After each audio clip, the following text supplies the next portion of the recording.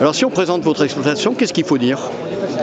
Il faut dire que nous étions les pionniers en agriculture biologique et biodynamique sur l'appellation. La conversion donc, de nos parcelles ont été faites en 2006. On a eu la certification en 2010 à la création du domaine. Donc les premiers vins ont été vendus certifiés en bio.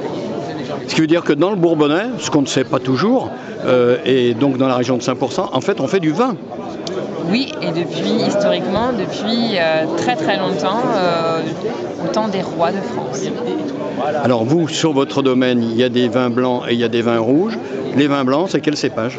Alors nous travaillons le Trait-Salier, qui fait la fierté en fait de notre appellation, puisque nous le travaillons uniquement sur notre vignoble, et on travaille aussi le Chardonnay. Trait-Salier, qui a pour nom, je crois, Sacy.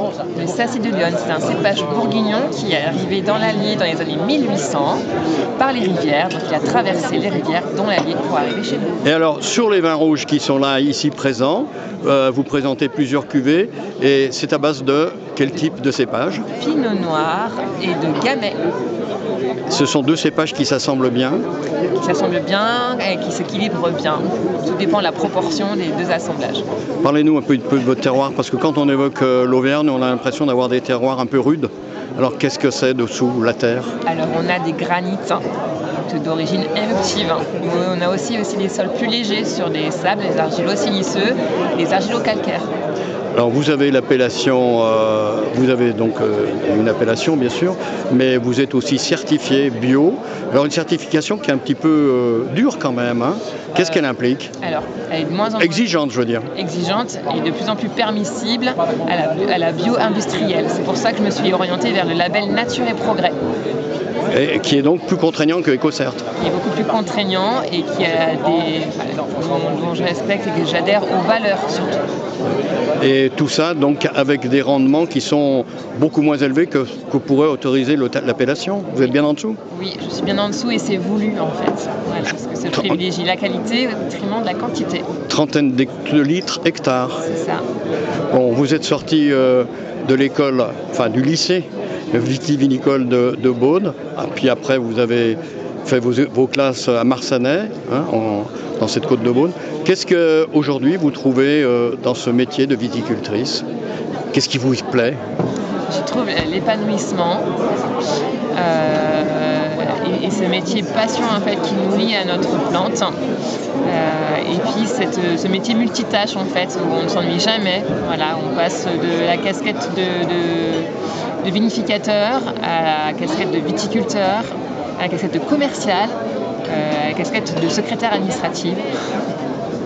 C'est un métier vraiment multitâche. Là, vous êtes pour plusieurs emplois en même temps. C'est ça. Donc, on a des journées longues et dans lesquelles on ne s'ennuie jamais. Bon, aujourd'hui, on en est où dans la vigne? On a fini la taille là ou pas encore? Alors, la taille est finie sur les vignes en production et pas encore finie sur les plantiers. On taille plus tard parce qu'ils sont petits. Et alors après, qu'est-ce qui s'annonce d'ici les vendanges de fin août, début septembre? Alors là, on ne peut pas savoir. Non, mais qu'est-ce qui s'annonce, je veux dire, comme type de travaux?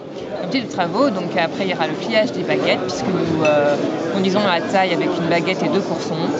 On aura les bourgeonnages, le relevage, les traitements contre les maladies automatiques, un peu de vacances et après les vendanges. Les vendanges se passent et ensuite vos breuvages, ils vont cuver combien de temps?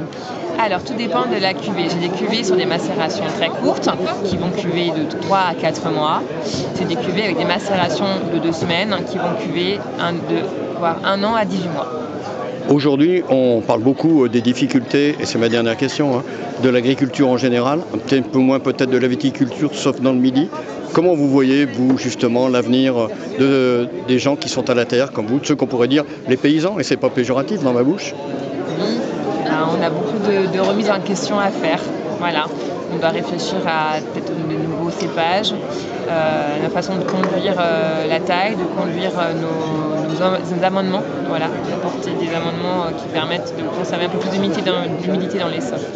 Vous m'avez dit que vous étiez pionnier dans votre exploitation en viticulture bio. Est-ce que vous avez fait école sur votre territoire?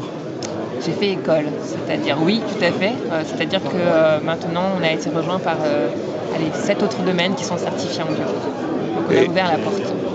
Et finalement, produire en bio, on s'en sort aussi bien que si on produisait en conventionnel? Oui, les premières années sont difficiles parce qu'en fait, la plante doit s'habituer à s'alimenter toute seule.